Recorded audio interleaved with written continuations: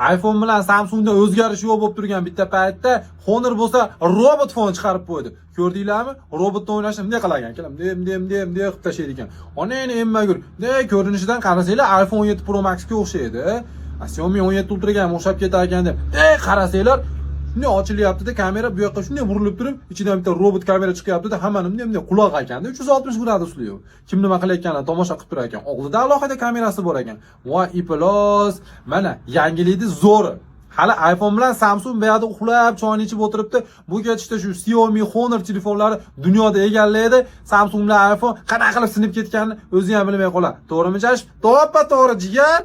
Telefonda zo'r xususiyatlaridan bittasi, oldi cho'ntaginglarga sog'olasizlar ekanda, kamera robot fon shunday chiqar ekanda, qilib turib, hamma joyda nazoratga olib ketar ekan. Agar ko'chada bitta mashina zapreshonkaga to'xtab qo'ygan bo'lsa, maza qilib pul ishlasanglar bo'lar ekan. Quloqlarda davri keldi akalar. Lekin quloq bo'lishni umuman maslahat bermayman. Lekin telefonda protsessori xarakteristikasiga keladigan bo'lsa, itman bilmadi. Bilasizmi nima ekan buni protsessori desam, wow deb turaverdi xolos. Hech qaysi saytdan topolmadim.